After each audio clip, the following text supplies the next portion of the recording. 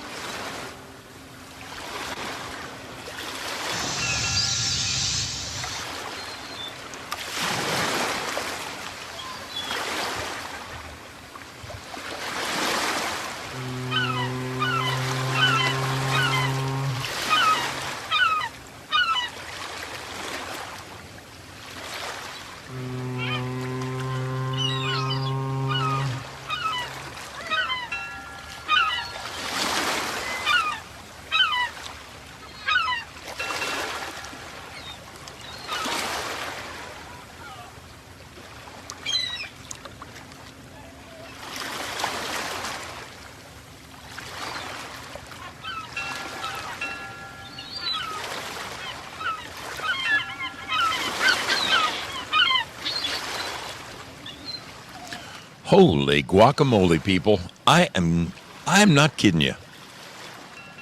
I am not kidding you. The last 15 minutes have been some of the most difficult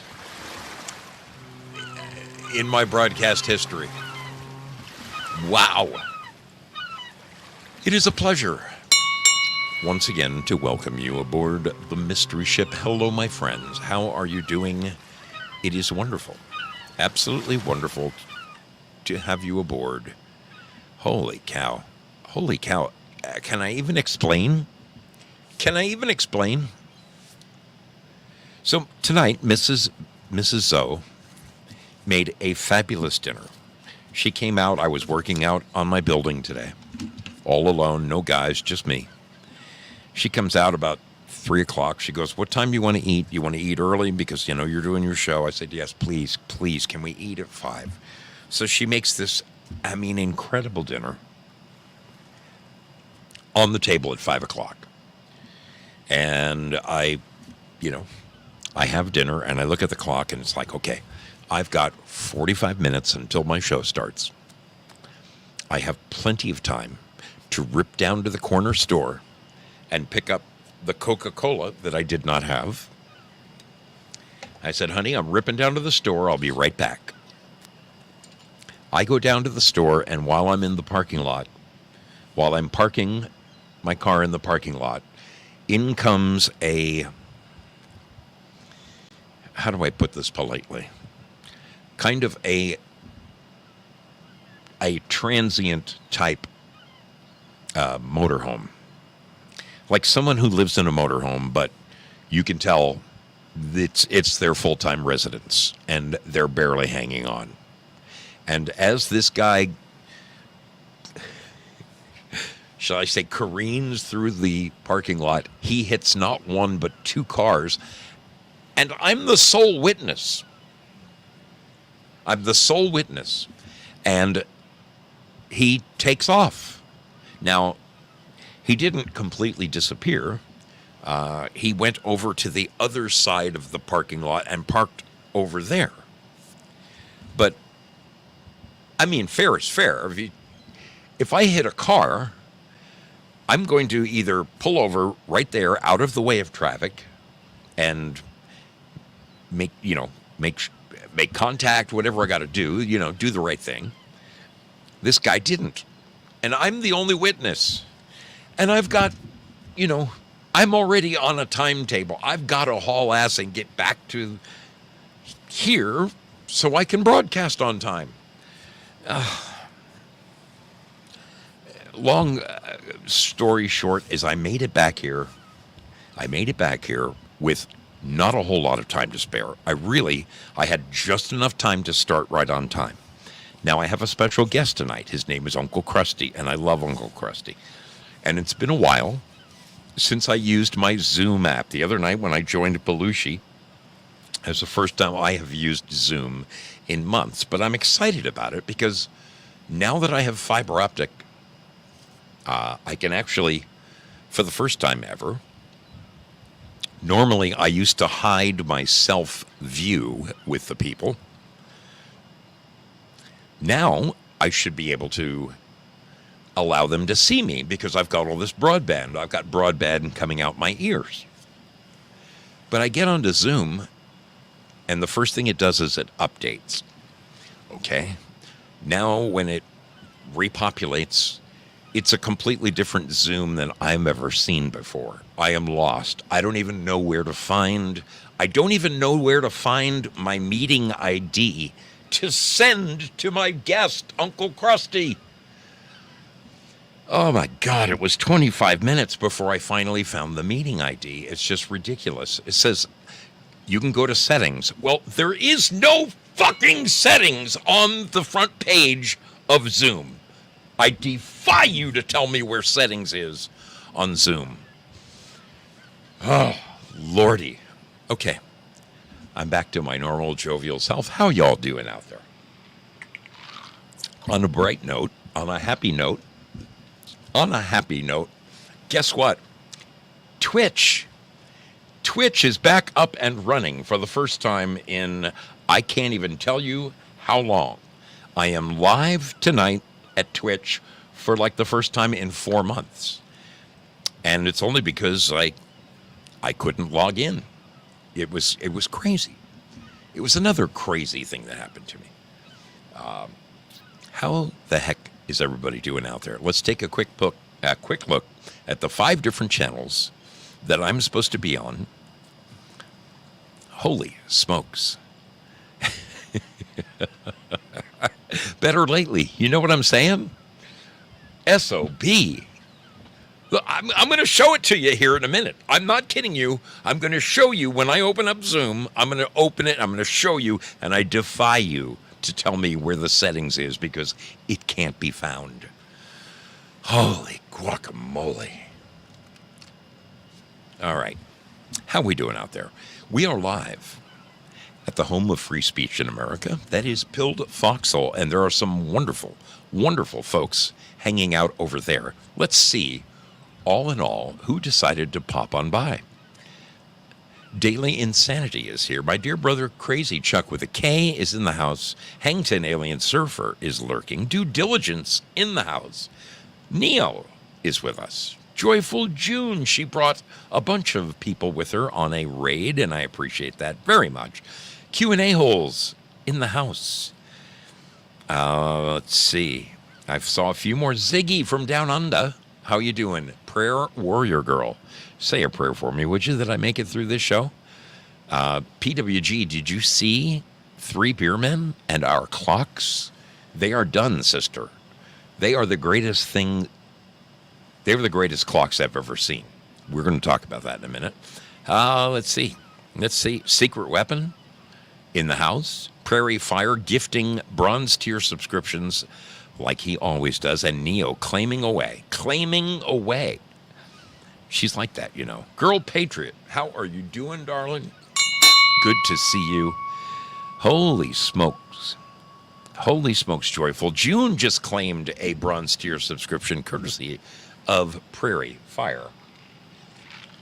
The man is on fire. He is freaking on fire. Foxy Lady, how you doing? Man, Daily Insanity grabbed a sub. Holy, there's rock stars popping up everywhere. Dave Mick in the house. Man, oh man, oh man. Better lately, my brother Ronnie. How are you doing? Great to see you. See how much I calm down when I get amongst the sailors. It just takes it all. It's like Calgon, take me away. Amethyst Cat, AC, how are you doing? Great to see you over there two-timing us. You're two-timing us, I know you are. Bruce Q. Wayne is in the house. Spaz Oyeti, he's here for the prayers. Hello, Miss Texan, good to see you. Great to have you aboard. Hope you're doing okay. Hope you and the big man, I know you know, we are all praying for him. We are all praying for our brother, the Texan. The All Flash is in the house. The All Flash is here. Wow. That gets us through the wonderful people at Pilled Foxhole. How wonderful is that? Let's look over here for a second.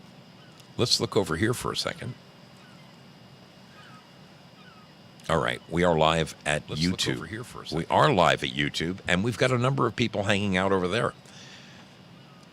Rain Cry, good to see you, our Charlie. Pumpkin Pie is watching you on the screen. Phil Brad in the house. Snoitpo, what's going on, Snoit? You caught me in the you caught me in a tirade. I'm having a good time. Top Hat Jack is with us. Carrie Lake, what is going on? Wow, if Carrie Lake is watching us on YouTube, that means she must have A, power, and B, internet back there in Hurricane Land. Great to see you, little lady. Glad that is, you just made my night. You just made my night. Good to see you. Welcome aboard the mystery ship. Over here in Lemon Land, home of the champions, shared champions with the Foxhole folks. Yes, indeed. Cosmic Grandpa in the house. Rockstar Cosmic Grandpa. Cosmo. I'm not kidding you, Corey. That is the coolest clock I have ever seen in my life. Those things would sell for $1,000. They are the most amazing clocks I've ever seen in my life. Wow. Wow. AC, Kitty is with us. Jayla17, Bad Zoot. Artist 61, Steph, what is going down, little lady? Wonderful to have you with us. Sleeping Stars, the hot dong lady. Val Kimber in the house. This is just like going home again, people. It's just like going home again. Peggy Dancer is with us. Holy smokes. And people are dropping lemons and love and all kinds of beautiful stuff over there. Oh, man. Thank you all over there. Thank you all for being amazing. And Cosmic Grandpa, dude, you are out of this world. All right, we're taking a quick peek over at Rumble. Rumble is the last place I need to check. Make sure we are up and running over there. And it appears we are. Holy Hannah. Mad Pogue snuck in and then slinks back into the comfy corner. Well, good. We're live at Rumble, live at YouTube, live at Pilled Foxhole, live at DLive, and live at Twitch. Amazing. Amazing. It's just like the good old days here on the Mystery Ship. So, first things first, my dear brother, the Texan, is hanging tough, folks. But let me tell you, it has been difficult. I heard from Suzanne late this afternoon. The handful of you who might have the Texan's phone number, I beg of you, leave the poor man alone. Let him recoup. If he needs you, he will reach out to you via text, but the constant bling, bling, bling, bling, bling from getting texts is destroying the man's sleep and rest. So God bless him. God bless my brother. So he's undergone. It's been damn near, well, it has been 7 days since he had his heart attack. He got rushed to the hospital. They paddled him back to life more times than he cares to remember. He says he knows for a fact that he died 2 times and they brought him back, although they paddled him as as Batman pointed out, 17 different occasions they had to light him up. Suzanne says he is resting comfortably. It's very difficult for him to talk. They have physical therapy, getting him moving, to keep him from going into atrophy. Doctors want his strength up before he goes through with this quadruple bypass surgery. So please, please, please keep my dear brother, our dear brother, the Texan, in your prayers if you would. Folks, this is a rough time for him. A very, very difficult and challenging time. He knows the prayers work, and he has told me personally. He called me. He could barely even talk, but he called me and said, please tell the people how much the prayers mean to me. So keep them coming. Our dear brother, the Texan, and pray for his wife too, Suzanne. She pretty much goes down there and spends the night with him all night. God is there, though. God is looking over him. God is watching over. He's coming home tomorrow, getting him out of this hell. Wow. Wow. That's fantastic news. That's fantastic. No surgery, she says. No surgery. That's wonderful.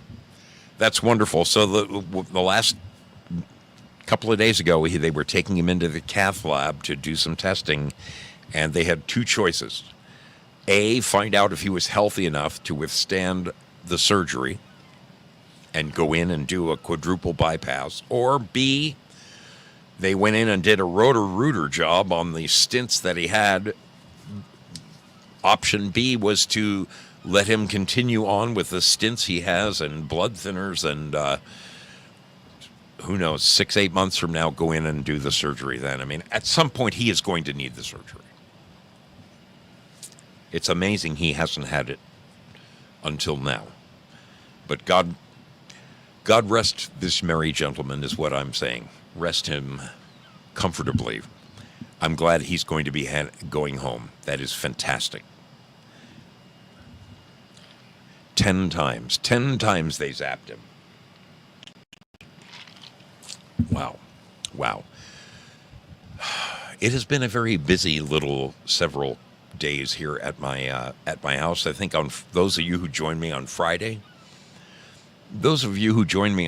know that I am in the middle of building a metal building here at my house. One thing I am short of is space. Right now I'm sitting here in my room with 2 Harleys up my ass, and it's just, I mean, my sister-in-law's tools are over there. Behind that brown tarp behind me are all of my tools that I can't get to. I mean, I need some elbow room, people. I need some elbow room. So I've been in the process of building this steel building, and by God, we're making a little progress. Here's a little 45-second update for you. So we got a little bit more progress since my last video on Friday. We are getting there. I'm starting to really get the feel of what this baby is going to look like. I spent the day over here cutting eye joists. We have got our siding on this side. This is going to be the siding on this side. Today, I started rolling eye joists by myself for my roof. I'm telling you, this is going to be the greatest thing since sliced bread.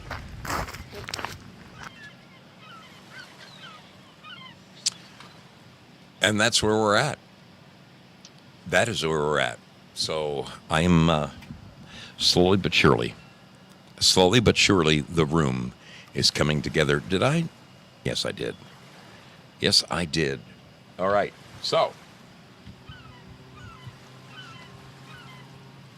for those of you who don't know it, I have a special guest tonight, and I am hoping like hell this is going to work.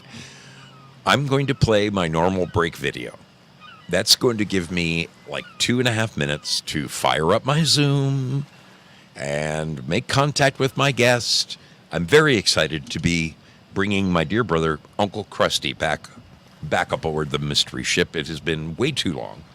Way too long. I did get to see Crusty and Daily Insanity on my trip. In fact, they were kind enough to put me up at their home, and we had a wonderful evening together, bullshitting the night before and quite a bit the morning of. I left in what looked like it was going to be a thunderstorm. I arrived in a thunderstorm, and I left in what was looking like a thunderstorm. I got very lucky. I got very, very lucky staying with them. They are my good luck charm. I look forward to this conversation. But first, I'm going to give you a chance to. Go and do that voodoo that you do. Yes, if you are one of those people that has to take the dog outside, or you need to refresh your drink, or whatever it is you need to do, you got about 2 minutes to do it. So a little more than 2 minutes. And that's going to allow me to play with my Zoom and see if I can get my guests hooked up. And Lord, we'll find out. We'll find out on the other side of this just what works or not. Anyway, I'll see you on the other side of this video, right here. Oh, shit. Did you hear that? You weren't supposed to hear that. Did anybody hear me utter an expletive that was not for your ears?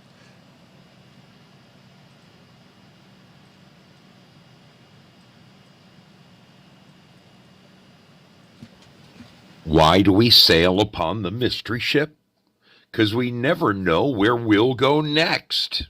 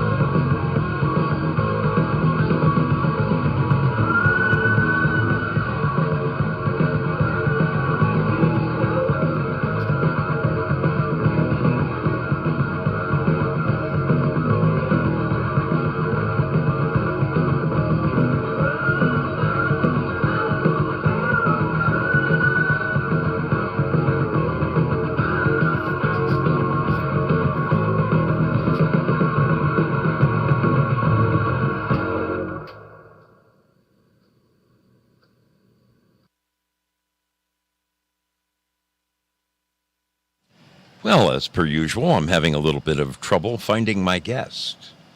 I just started the meeting, and I seem to be the only participant.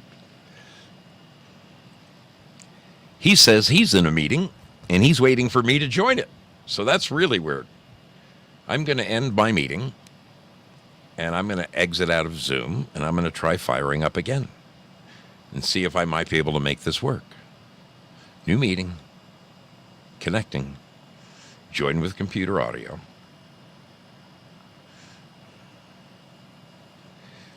Okay. Crusty, you may have to exit out of whatever you're in and come join me again. You may have to exit whatever you are in and come join me again on my new meeting. This is ever so much fun. It's really special being a techno-shard. It's a gift, actually. It's a gift to be a techno-tard. Most people do this like day in and day out, every day at work. They have to Zoom for meetings and everything. Me, I can't even find my desk. Yeah, my brother.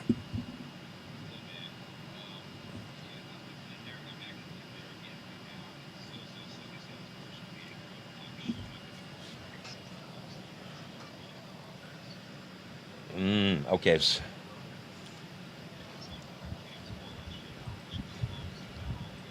Right. Right. It's it's mine is always the same. Hang on a second. I'm looking for. Yeah, So I'm at home right now, and I don't. Yeah, it's telling me to. So I click on new meeting.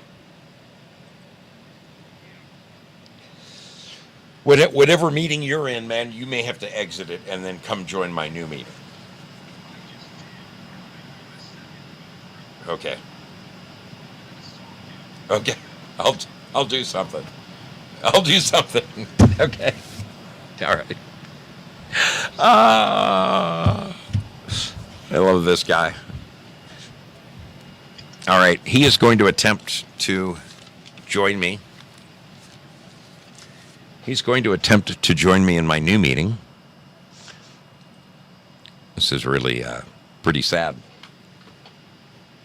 I'm envious of the people who do this week in, week out, like Three Beer Men. I mean, they do it like it's nothing. Me, I feel like I'm trying to learn how to ride a tricycle. I wonder if Frank started this way.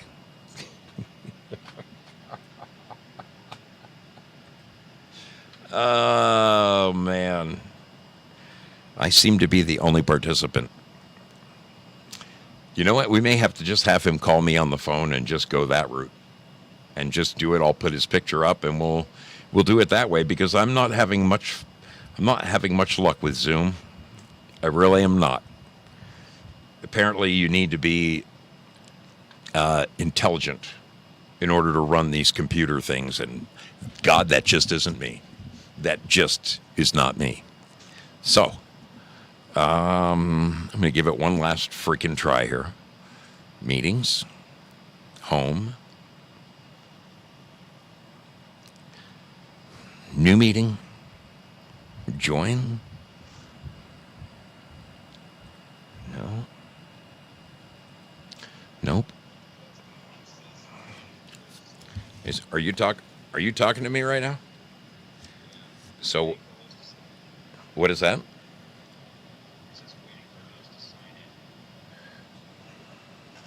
Okay. So, okay, I'm in my meeting. It says that I am the only participant.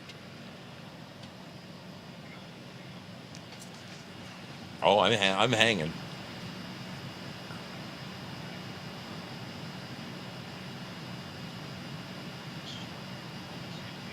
That's quite right. You're not on the air yet.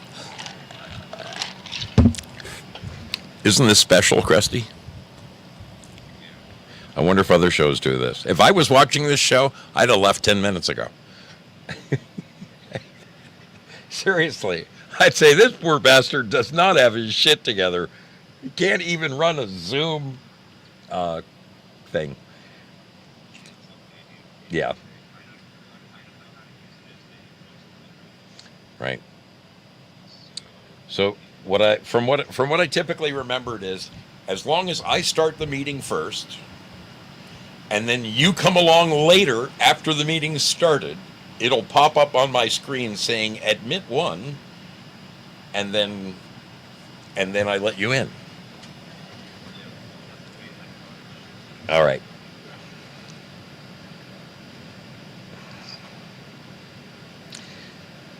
Well, I'll tell you what. How about I call you from my landline and we just do a phone call? Yeah, we can continue fucking around and see if we can get it to go.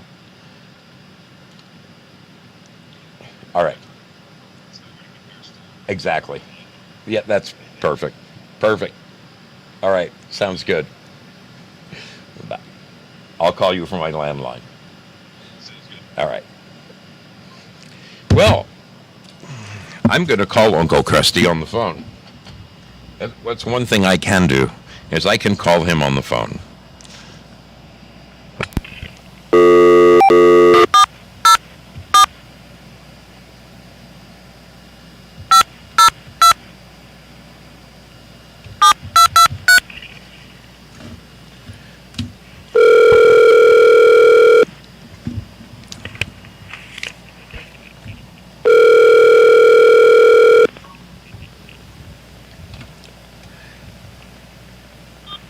Hey man, what's going on? How are you doing, my brother?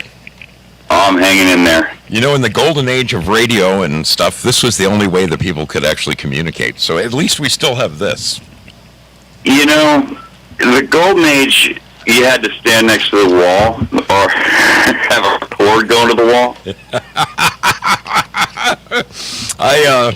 Seriously, I mean, granted, it's been a while since I used Zoom, and when I first opened it up tonight, the first thing it did, it went through and did an update, and when it came back up, I barely recognized it. It was similar to the one I remember, but I'll be damned. I mean, I couldn't even find my meeting ID to send to you. It took 45 minutes. So that's why my show was so late in starting.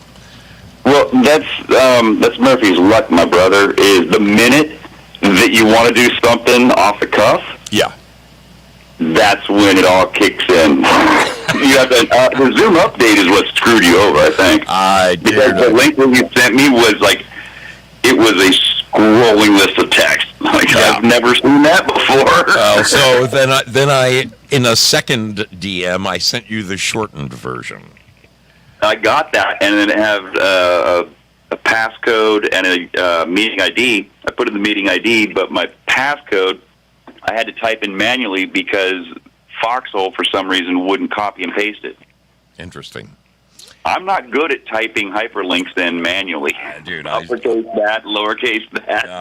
I suck at all that as well. Oh, this is going to be a problem. Just for the hell of it, I have gone and opened up one more meeting just in case. Okay, so, let's give it a minute or two just to let it rest. I'm telling you, dude. I if I never see Zoom again, it'll be too soon. It will be too soon. I'm probably going to go to Jitsi. Either Jitsi or Restream, because I've heard bad things about Zoom as far as their terms of service, and they collect everything, dude. They collect all your biometrics off of Zoom. Really? And in terms of service, you give them permission to use it for whatever purposes they feel needed. You know, it's like if they want to sell your likeness and your voice or whatever, they can do it. Yeah, you got to read the terms of services. The TOS. When platforms that's something that really needs some attention. Unfortunately, you can't trust these little rat bastards. You just can't. Dude. It's like, okay, you're going to give me 5 pages of microtext to read before I can join a platform. Nobody reads it. They just click the join and create a profile. Yeah, I'm going to see if I can read. I'm going to see if I can. Okay, so my friend Prairie Fire is saying hot. Audio overmodulated. Uncle Crusty. So who is too loud? Prairie Fire, who is too loud? Is it Uncle Crusty or is it me? Because on my VU meters, we're both in the green. So, anyway. Okay, I had my sound system on my deck, Okay. so the microphone might have been picking it up. So I just turned all that down. It's going to take them about a minute and delay to hear the difference. All right. Very good. Okay, so Prairie Fire is saying that we're both too hot. So I'm gonna pull down the master. I'm going to take you off a speaker also. Okay. Yeah, there we go. And I'll take you off a speaker, so that might help. Okay. I believe I have made an adjustment to where people can hear better than it was. Well, Cosmic says Zoom is automatically overmodulating Uncle Crusty. It does that too. I would agree with you, Cosmic, except I'm not using Zoom right now. We're just on the phone. Yeah, we're just on the phone. So Zoom isn't even... Yeah. Okay. He says it's way better. Zoom's not a factor right now. Oh, yeah, I took you off a speakerphone, and I dialed my deck down all the way to zeros. All right. So if I need to, I can boost you up a little bit on my end. Absolutely. Okay, good. Well, now that we got all that out of the way and the show's 3/4 of the way over, how are you doing, Crusty? Good to see you, my friend. Well, it's great seeing you too, my friend. Have a great night. We'll talk to you soon. Well, we need to do this again sometime. Yeah, Thanks for coming by the mystery ship. It's been too long, and we still have so much to talk about. You know what? By the time this conversation's over, this bottle of Captain Morgan's gonna be gone. Oh, crap. I hope I bought enough beer when I left work today. I just wanted to have a casual conversation with an old friend, a dear old friend, and get caught up and see how things are going. So, as I mentioned off before Crusty joined us, Daily Insanity and Crusty were kind enough to allow me to spend the night at their place. Gave me my own comfortable room, all the bells and whistles, everything a guy could ever dream of having. They've got a wonderful house in a pleasant little corner of Georgia. I wanted to ask, how did you make it through Helene? Well, it's the weirdest thing. Yeah, I know. I don't want to get off onto too much crazy things, but we don't all know this, but it's common knowledge if you look into it that there are spots all around the planet. Yes. Like the ley lines, dragon lines, whatever you want to call them. Sure. Certain places, for some weird reason, are almost like bubbles as to where things go around them or don't. They get close, but they don't really directly impact them. So if you look at the radar on that, this is bizarre. I've never seen a storm do this before. As the hurricane was moving up due north towards Atlanta, yeah. If you watch the Doppler radar, the bulk of it splits to the east of Atlanta and goes up like in a Y formation before it heads out and then doubles back. But then there's a west, northwest leaning arm, and that's the one that went up around, hit Tennessee. The other one came back in. It's almost like they collided right over Asheville in that area. So it went right around us because we're north. We're like 40 miles, 50 miles north of Atlanta. So it just split below Atlanta, went right around Democratic Atlanta, and all the way around us, and then converged just above us. It's like if it was a pinball table, and the hurricane was the pinball, you were one of the little rubber bumpers on the tabletop, and it just went right on. Never got hit. That never got hit. Yep. One of the only bumpers that never got hit. It's pretty crazy. Because tornadoes have gone through here, and very, very close, within several hundred yards. Tore the tops off the entire forest around it.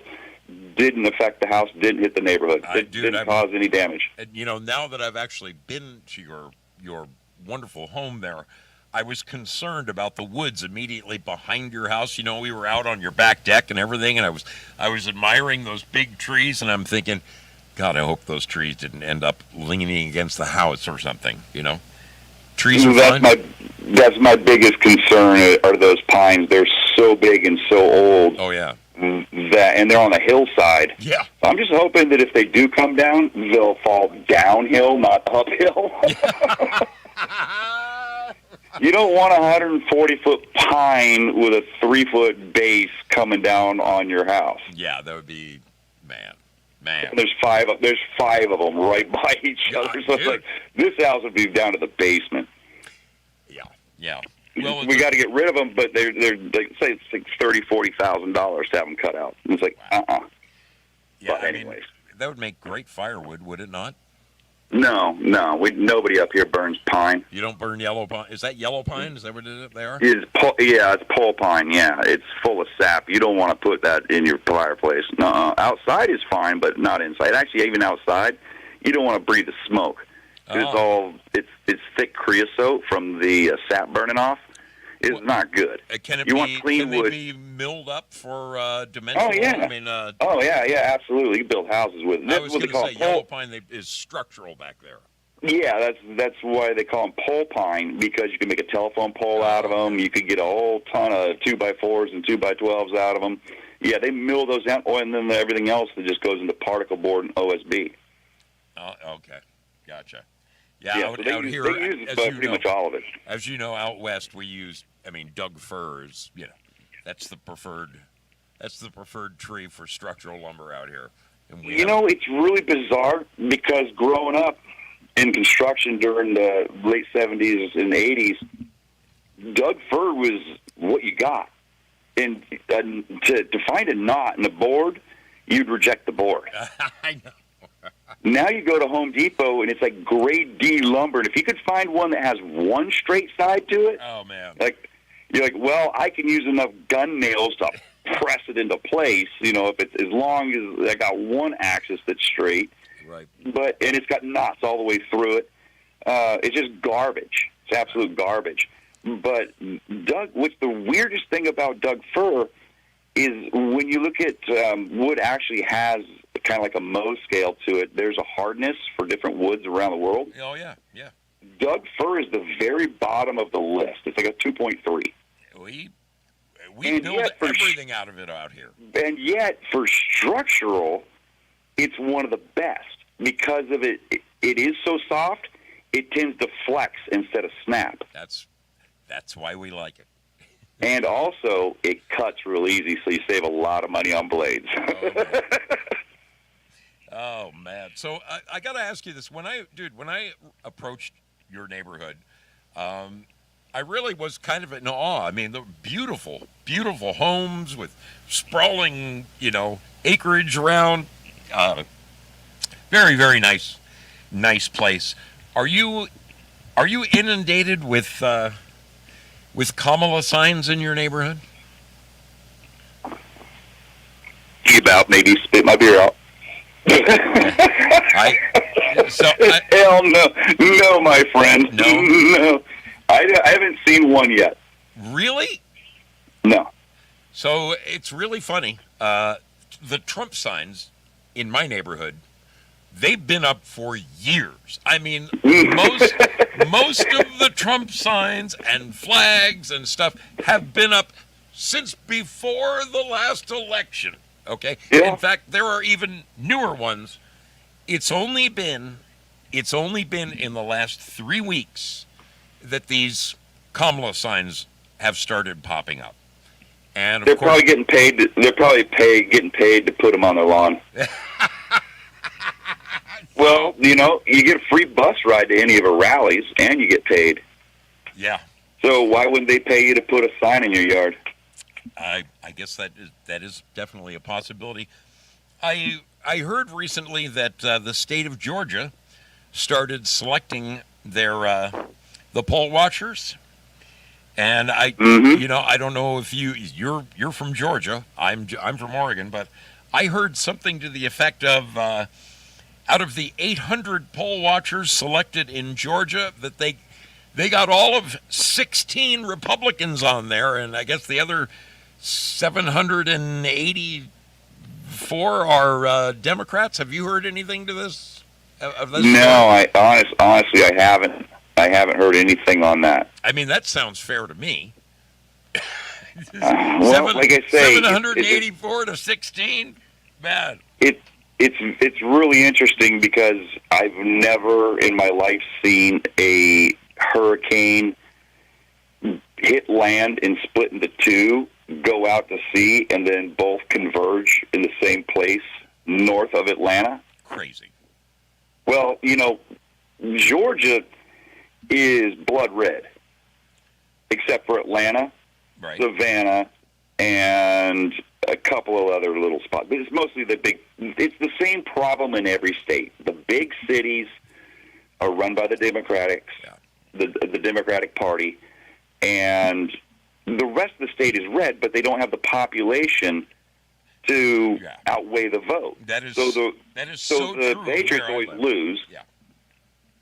And then, see, the thing is, and this is so historically fascinating to me, is that in the past, when they had these metrics of, okay, we've got 5 million people in L.A., well, that's going to counter how many million square miles of farmers, It's going to offset everybody else that is in the rest of the territory.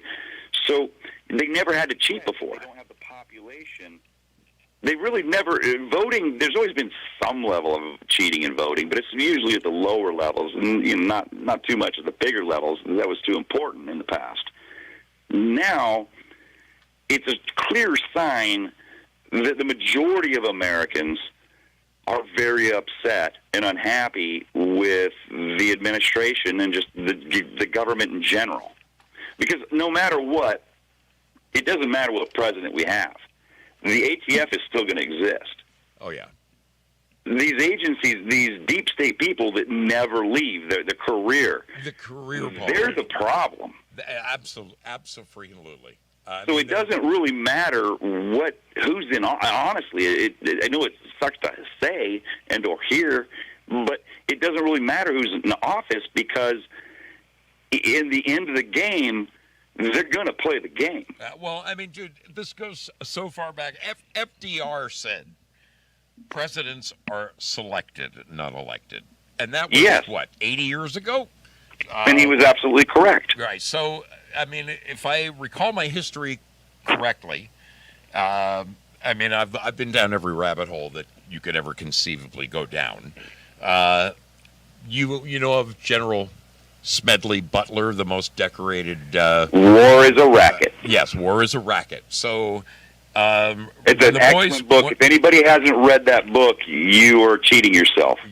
Yes. So shortly after World War I, several very powerful families, the DuPont family, the Morgans, the usual cast of criminals and such, they wanted to overthrow the government, and they were going to hire all of the returning World War I vets to do it. And Smedley Butler was going to lead them, as you know. And, I mean, had Smedley not been an honorable gentleman, who knows what might have happened. We might be a frickin' communist country right now. But he stood up for us. He frickin' stood up for us little people and ratted them out. He ratted them all out, and then FDR, I guess, went and said, look, we're not going to arrest you. We're not going to throw you all in jail, but this is what's going to happen. We're going to enter World War II, and you're going to make all the munitions, and so you'll end up making all that money you were going to make anyway. But it was only for those in favor, because George Bush Senior, Grandpa Bush, he had U.S. Bank. He was with U.S. Bank, and he was loaning money to Germany. Union Bank. And he got Union Bank, and he got hung up on that. They tried him for it. Oh, and also, but at the same time, Ford Motor Company is making engines and parts for Germany as well. For the German tanks. And and Bush, Grandpa But, Bush. but Ford didn't get busted. Yeah. Bush did. The financier did, but the guy that's actually mechanizing the weapons wasn't. What does that tell you? It just, dude, I mean, as far back as you go, everything it's all premeditated. You know, I so want to believe that for once the little people will win and that justice will be served. I want to believe in that. I so want to believe in that. This upcoming election or selection, whatever you want to. This election, yeah. I am trying so hard not to go back to being black-pilled. I really am, because, dude, from 2000 to 2016 or 2018, I was the most black-pilled son of a bitch you ever met. You couldn't get me to vote for anything because I knew it was all a racket. And then when Trump won, I actually sat back and said, no, wait a minute. It took about 2 years. I'm going, wow, this guy's not even taking a salary. He's doing all this good stuff for our veterans. Wow, he appears to be different, you know. But when handed the choice in 2016 of voting for an obvious criminal, you know, with a body count of 80 plus, and or a reality television star, I'm like, you give me somebody who's worth voting for, and I'll go register to vote. But right now, no, I don't think so. And dude, by 2020, that was the first time I had registered to vote in 20 years. And then, of course, I think it all went down the toilet. But now, dude, we need this one. I mean, we need this one badly, or it's all over. You know what's really kind of ironic? Tell me. I've never registered to vote in my life. Really? I'm of a libertarian mind. Okay. I understand that we do need some government, as the founders of our nation did. They had specific duties to the Confederate States. They had specific duties. That was to control commerce of foreign goods, to do bilateral trades, all that kind of stuff. That was their thing. Economy, it's all about commerce. So the government was to regulate the commerce with tariffs and whatever they had to do, and they were also their only other job, they had two jobs: make sure that our economy was flowing, our goods were getting out, and our goods were coming in at reasonable, good prices and what have you, equitable prices, and also protection of the Confederate States. Because at the time there wasn't that many, so that was their only job. And now they're a leviathan that we can't escape. And I learned this stuff here's what's really, really crazy. I was a horrible student my entire life. Oh yeah, I mean, because I was the kid looking out the window, or playing jokes, or throwing gum in someone's hair, or, making paper airplanes, or blowing the outlet. I was the same kid. Cutting the power out so we could get let out of class. Cherry bombs down the toilets. Yeah. All that, yeah, all the fun, all the fun stuff when you feel like you're in jail and you don't know why you're there. So I graduated high school with a 1.89 GPA, which is a D minus the skin of your toe is how I got by. Now, I knew before I was even a teenager that this whole thing was rigged and was a mess, because I studied on my own. Yeah. I studied things of my own interest. There was nothing that really interested me in school. I was being taught that I didn't either already know or just didn't care about, except for art class. Art class I loved, and that was about the only one I ever showed up to. Isn't that fun? But I already knew this, so I never registered to vote, because all my life I heard people talking about the elections as a kid growing up, and they said, well, we got to choose the least of two evils.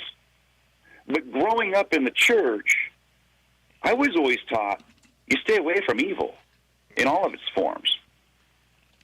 Amen. So if you're voting for the lesser of two evils, You're still voting for evil. you're still voting for evil, you moron. So my vote, I'll put in my vote to be counted, and it'll be no confidence. Yeah. A vote of no confidence. Neither one of these people are going to achieve what they're supposed to do. Yeah. And now they're the only department that is there's two departments that are authorized. There's one by the Constitution, and the second came later. Is the post office, and most people don't know this, but the Postmaster General is the highest authority on dry land. Really? The highest law enforcer on the land. Yes, he beats the U.S. Marshals. He beats them all. When it comes to authority. I did read somewhere that if you are ever accused of doing the post office and like ripping off sending. Oh, you're screwed. The post office supposedly has one of the best police forces. Like, Yep. You do not want to mess with the post office. They will get you. For those that might have either missed it or have short-term memory, during Obama's administration, before he got out, because he was a lame duck, so he could pretty much do what he wanted. Yeah. He enhanced the post office, bought them firearms, body armor, and 500 million rounds of hollow point ammunition. Oh, yeah. And hollow point ammunition is illegal right. by NATO stat. You can't use hollow point against people in a military type situation, but they get around it with wordplay. So, dude, I remember reading the same articles as you, and I mean the IRS also armed. Yeah, well, people, they got 87,000 new members and automatic rifles, etc. It's like, wait a minute. I remember arguing with my friends who think that I'm this crazy conspiracy theorist, and I remember telling them, just explain to me why they need hollow points. That's all I want. You give me an honest explanation, and I will back down. But until such time, I must question things that just don't make sense to me, and that was absolutely one of them. Military's banned from using hollow points. Yeah. We can use armor piercing. We can use Rufus rounds. We can use Hesse rounds. We can use all these different rounds, but can't use hollow point. And due diligence pipes up with, "Don't trust the dumb shit Postmaster General." Well, that's true. That's absolutely true, dude. That's absolutely true. But when it comes down to it,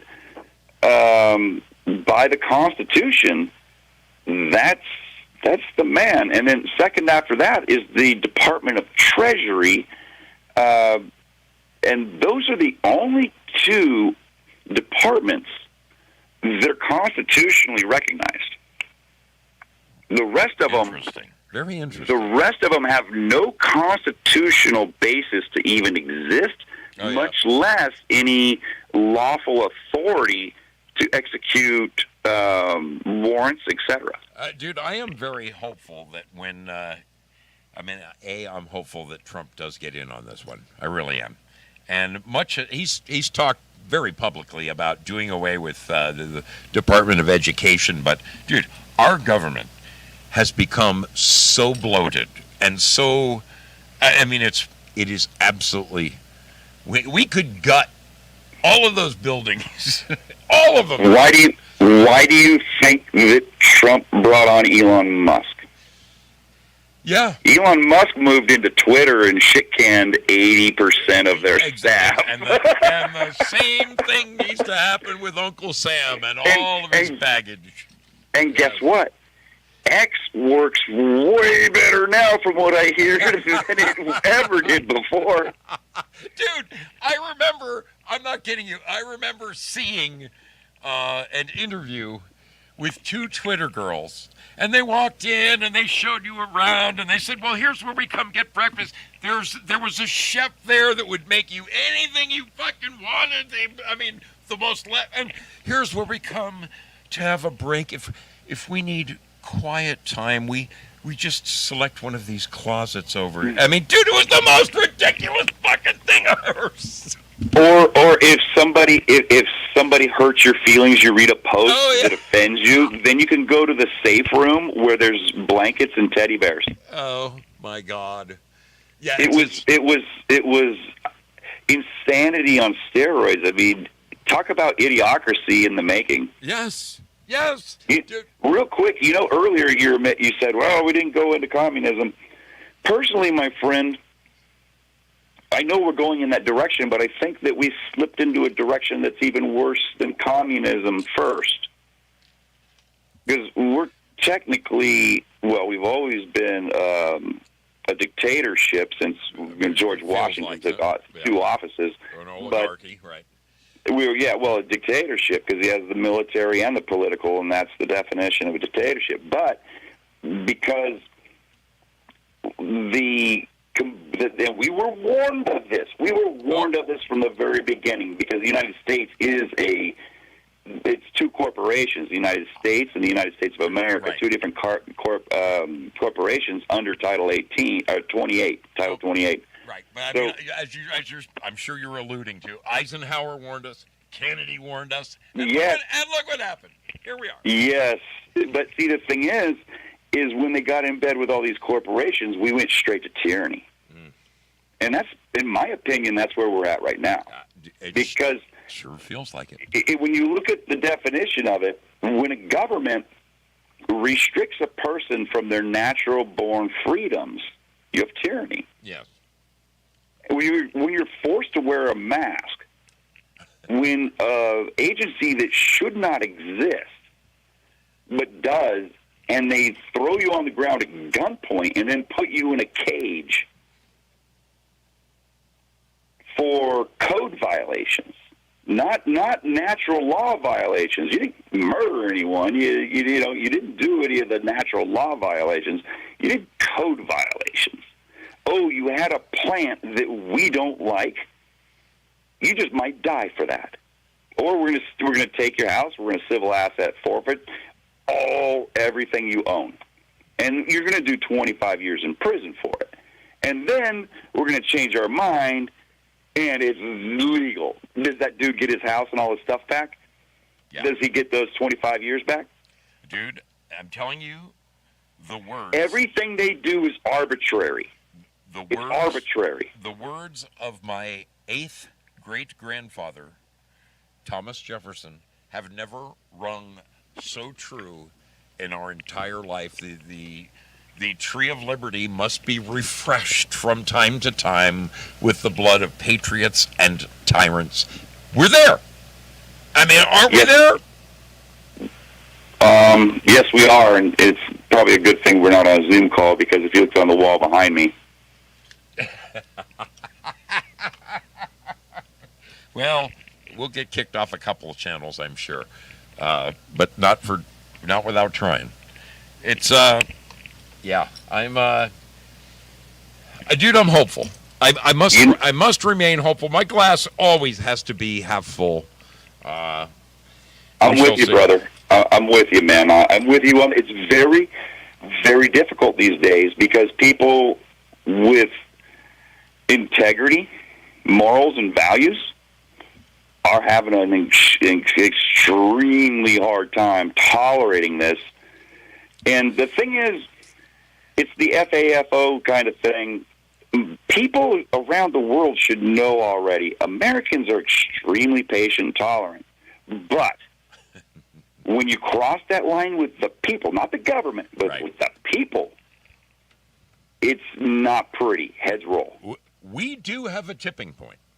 There is a line in the sand that you can cross where Americans will say, that's it, Jack. I'm fucking done. And I'm afraid. What I'm afraid of right now is we're actually walking a razor's edge. Dude, It's not a line in the set. It's not a big step to go across that line. No. We're tightrope walking on a razor's edge, and you took the words out of. I was going to say we're within a half inch of that line right now. yeah, man. I mean, I don't think that it's more like tightrope walking at this point because the people. Here's the problem. The world already knows what Americans are about. You know, ask anybody we've fought through World War II and Vietnam and all of them. And even though we didn't win a lot of those wars, when you ask our adversaries at the time, they'll say they're Americans. You don't want to deal. They just don't die.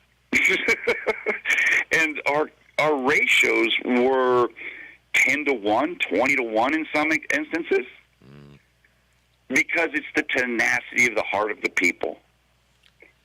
So if you're fighting just because you're an enlisted soldier, you're probably not going to do so well.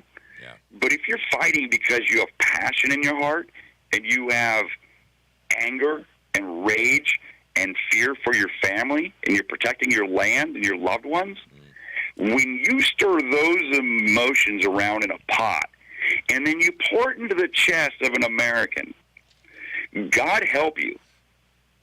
Dude. If you're on the wrong end, and it's everybody, our own government is prideful of that fact, and yet they're poking the hornet's nest that they rely on to get all this stuff done.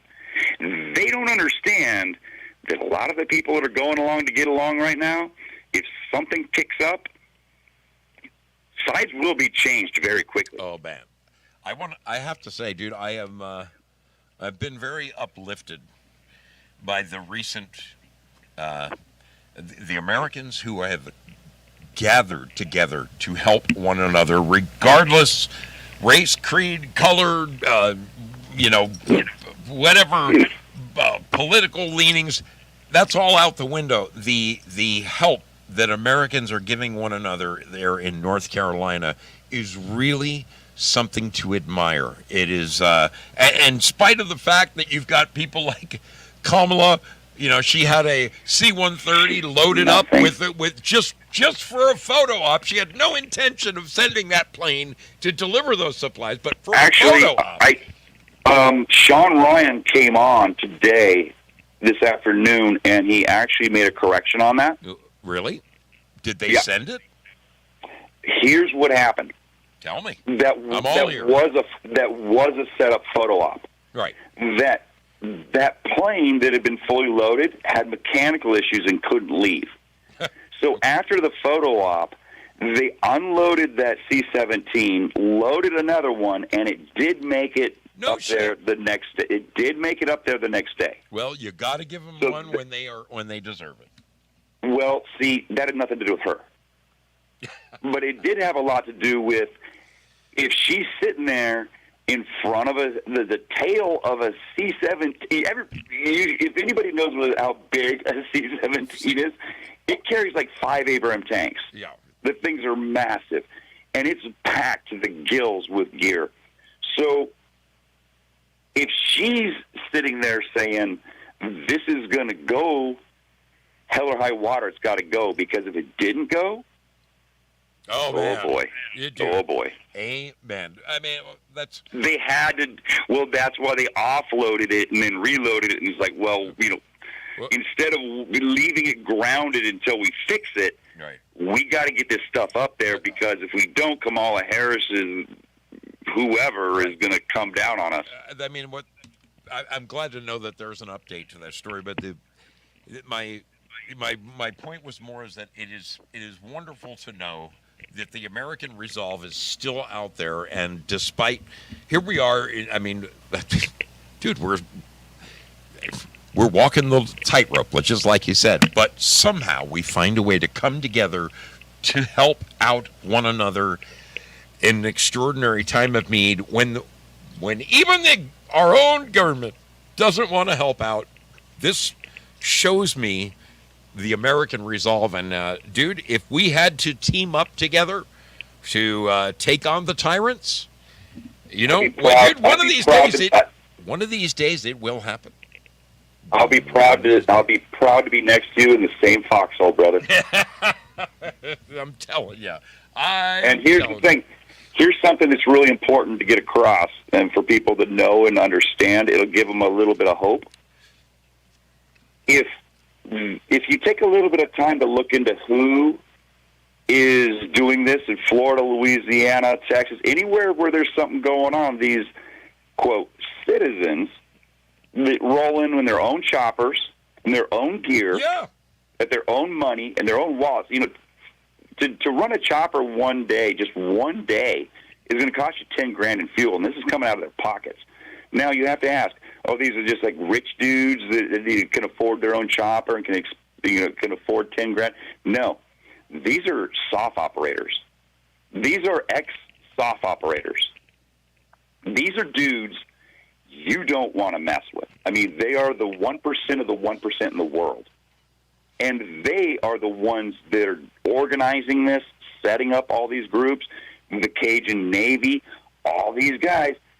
They were some of the best when they were in the ranks. Now that they're out, this is what they do, because this is something that most people don't want to talk about. It's an ugly fact, but it has to be talked about and has to be recognized. The suicide rate for people coming out of the theater of war has hit 40%. Now, these guys, most of them are Christians, which is, very important in these situations. They're pulling their brothers and they're saying, man, you've been drinking too much, you've been doing too much drugs, you're getting in a lot of trouble. I got something for you. You see, when you're operating at that high of a level, and then you get out, you have no purpose in life. You're the best of the best. What else can you do? Yeah. So they reach out to them, they get them cleaned up, and then they get them into their organizations, and they're back on a team with a mission. Yeah. They're back on a team with a mission. And these guys' lives some of them have never been better, because they have a purpose now. Yeah. And all those skills, all those talents can be put to use for the people. And that's something they love, because when they got done with the Iraq War, a lot of them were saying, why did we really do that? And then Afghanistan, nobody really understood Afghanistan. And like, what the hell are we doing there? Dude, at the time that we went over, I mean, I was back when I was a Facebooker, like in the, in the aughts, 06, 07, 08, when I was active on Facebook, I was screaming about the servicemen who they went over, they signed up. They signed up thinking, I'm standing up for my country, I'm doing what I know is right. They got over there and they found out, why the hell did we get sent here? There's, these people can't fight us. We are the best army in the frickin' world. All they got are these. A guy with an old AK or a bolt-action rifle shooting randomly in the sky, and he's running away in a dress and sandals. Really? Yeah. That's your tier 1 opponent? The suicide rate amongst our soldiers skyrocketed, and it broke my heart, and I was screaming about it on Facebook. And oh man, it's funny how that was some of the very first bit of censorship I ever faced. And I'm like, wait a minute, I thought this was this is back when there wasn't even ads on Facebook yet, Yeah, and they're already getting started. Oh yeah. Well, here's the thing. These groups can't help everybody that gets out. But what they can do is inspire. And if things pop off, there's going to be a lot of people coming out of the woodwork. And I'm not talking, not all special operators. It's not just that group, but they are kind of spearheading things. So everybody that has some experience, or even those that want to be or like that type of direction and leadership and the badass stuff that these guys do, amount of time it would take, this is just my opinion, the amount of time it would take for them to organize and train, even regular civilians, gear them up, kit them up properly, and with the medical, all the basic training you're going to need, and none of the garbage that you don't need wasting your time with. I tend to think that when it comes to the United States of America, the people of the land, versus the United States, the maritime law incorporated, the people would gather together. There's only going to be one corporation left, in my opinion. The people, and it's going to have America included in those three letters. It's not going to be two. It's not going to be a U and an S. It's going to be a U.S. and an A. It's going to be the people. The people are too fed up, man. We're too broke. We're too poor. Been screwed over and lied to too many times. Nobody believes or trusts our government or any of its agencies. They've all gone way too far. They've become violent and abusive. The courts are crooked. We're using lawfare now, which is not real law. It's color of law. Oh. That's all bogus. Did you see the outcome of the Trump appeal court at the end? The lawyers were just begging not to be sanctioned. Oh my God! Yeah, that would have ruined their careers. Oh my God! Well, we're just hoping that we can bring cases like this before you without being sanctioned. Oh my God! All of them should be under the jail. Crusty, I can't believe this, but our time has literally just absolutely freaking flown by, man. I mean, one thing I love about hanging with you, man, is you and I can sit and chew the fat for days on end. I hate to say it, but I wish that when you were here, that storm that passed through was a hell of a lot bigger, and you got stranded for a few days. Hey, maybe next time you wouldn't have gotten any sleep, man. We would have sat by that fireplace and drank and talked until the sun came up. Oh man, Crusty. The only thing that I regret about talking to you on the phone is I can't give you a handshake and a bro hug, man. Well, yeah, dude, you know it's there, and I'm extending it to you right now, man. It is always a pleasure to welcome you aboard the mystery ship, my man. Thank you, man. And you know what? Some other time, when neither of us are streaming and we're not working and sleeping or whatever, let's get together and maybe we could get together with Norm or something and have him show us how to do Jitsi. Or we get together and we'll figure out a platform that's going to work really good for us. I have both Skype and Zoom, and I used to be able to run them. I don't know why I couldn't figure it out tonight. It pisses me off. Let me ask you about something more important. Here we are in early October. Mm-hmm. In a mere 5 weeks, shortly after the upcoming election, it's going to be Thanksgiving weekend again, and Black Friday is coming. Mm-hmm. Are you game to do a Black Friday 24-hour marathon again like we did last year? I forgot that was on Black Friday. Yes. Man, it's been a year already? We're like 5 weeks away, dude. I just recovered from the last time we did that. You know what? The cool thing is we could play the same playlist. It's been so long, nobody would remember. It would be so easy not to have to pull up 12 hours of continuous music. I'm just going to play last year's stuff. That was, dude, I have to say, that was so much fun for me. And I played our show at work. I would just either, it was like part 1, part 2, part 3, part 4.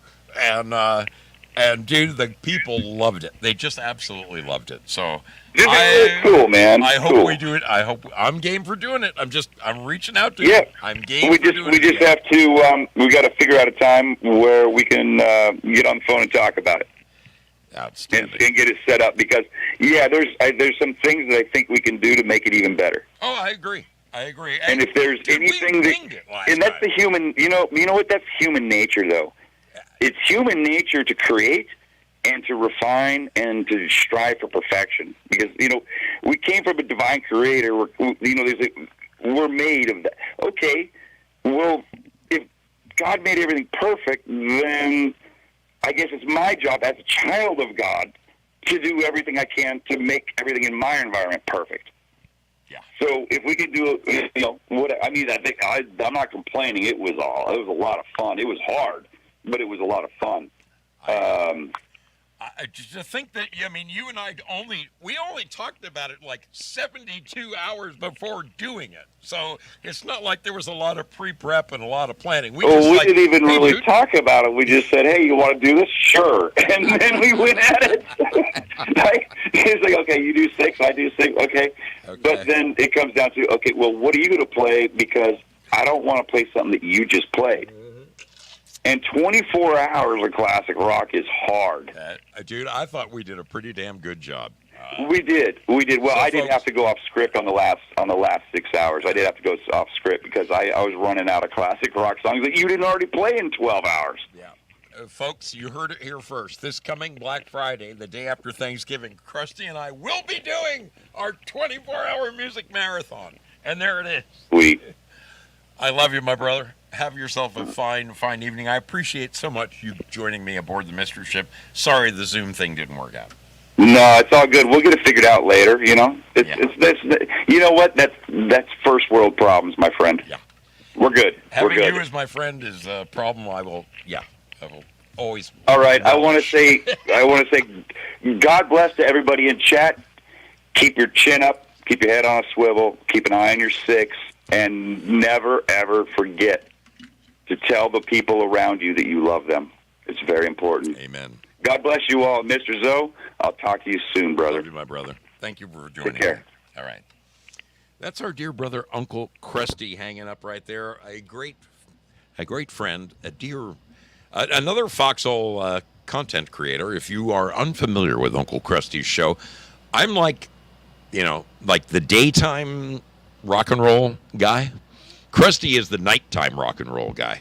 If you are one of those night owls who stays up all night, or if for some reason you find yourself you can't sleep, you wake up, it's 11:30 at night, and you just can't go to sleep, I'll bet you if you go to Foxhole and you look up Uncle Crusty, he will be there with not only fantastic music, but he's always playing these videos, amazing videos. I mean, it could be tropical fish, it could be scuba divers, it could be guys cleaning these expensive Persian carpets. I mean, these rail cars that you ride through the mountains. I mean, trains. I mean, you name it.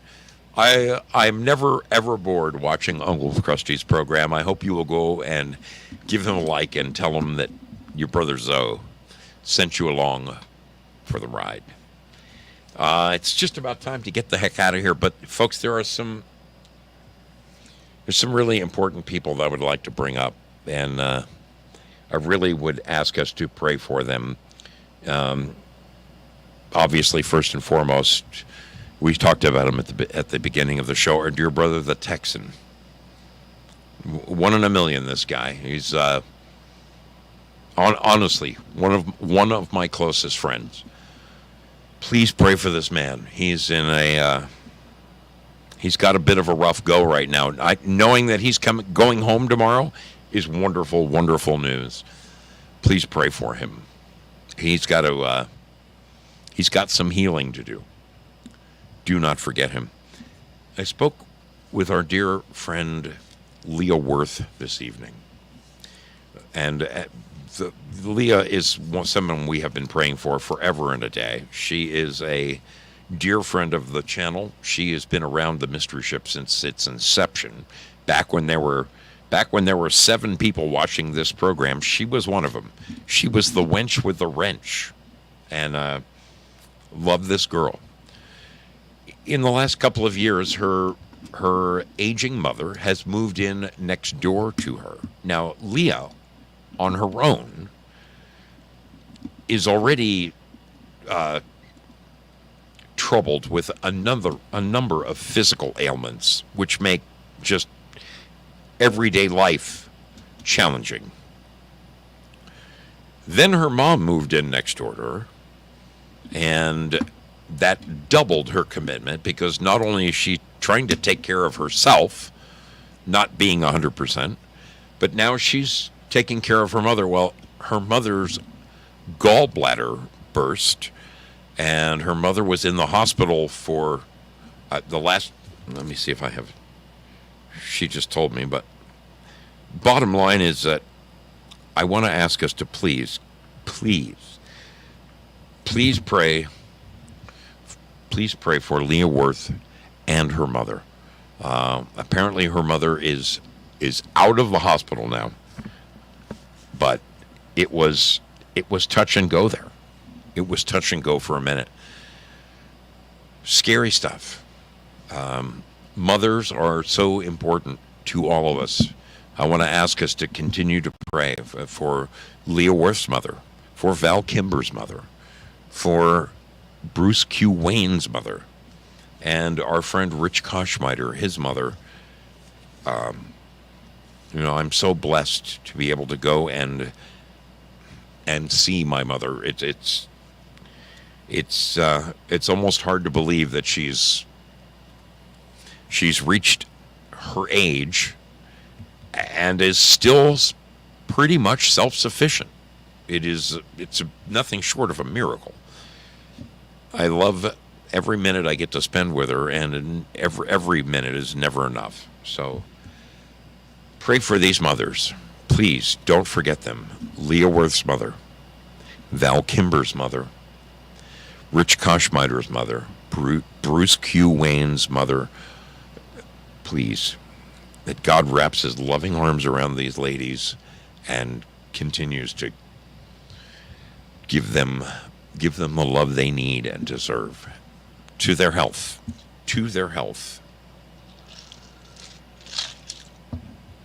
I'd like to ask us to continue to pray for our dear brother Gary Flessner.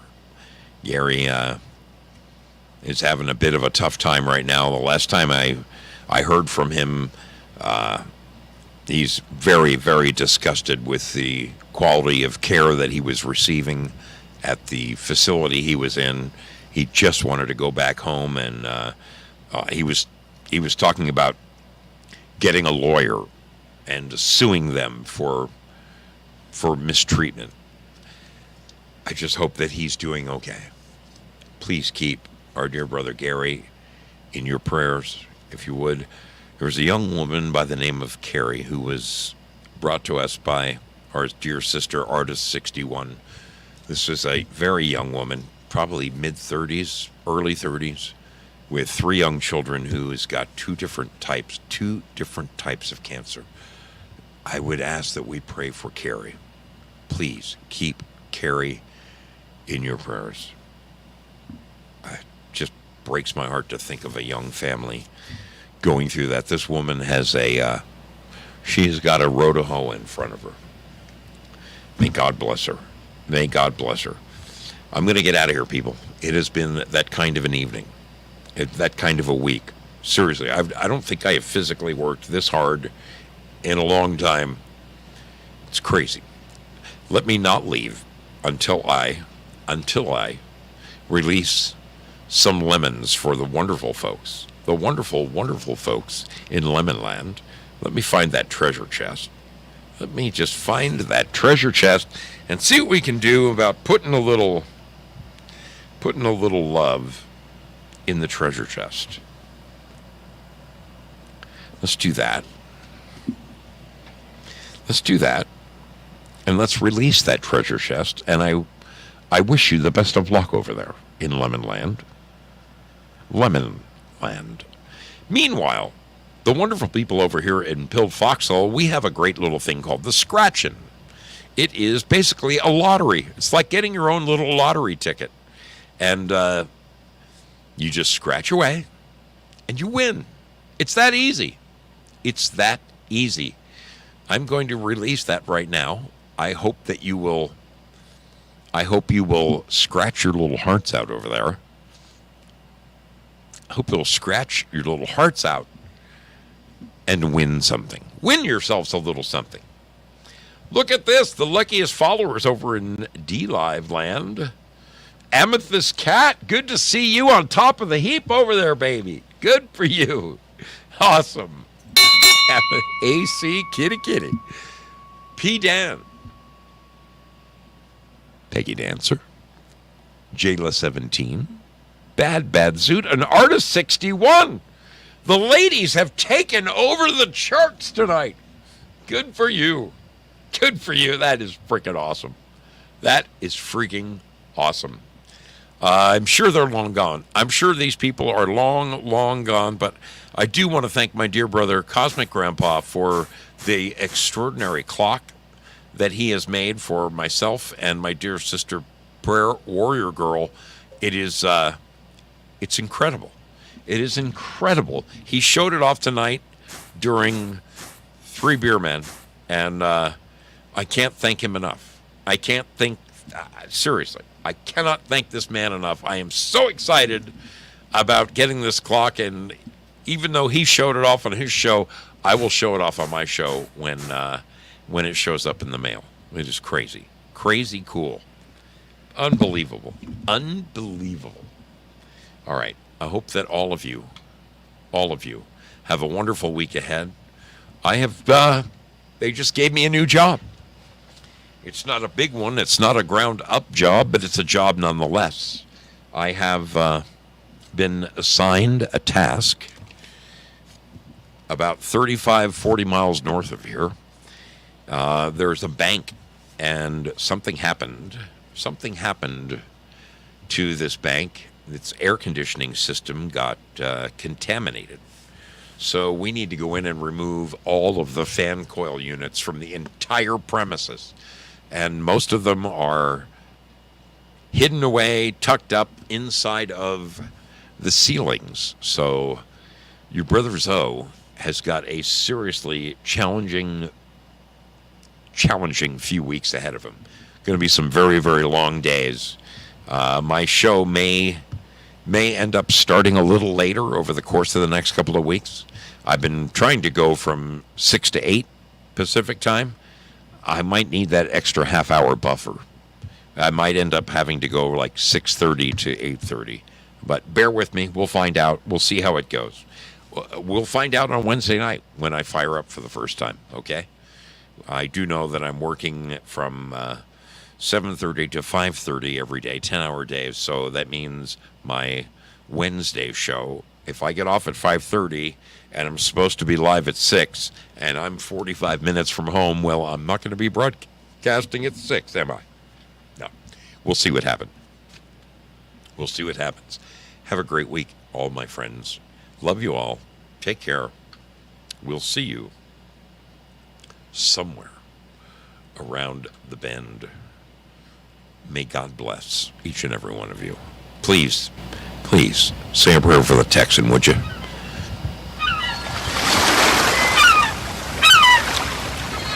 Take care, my friend.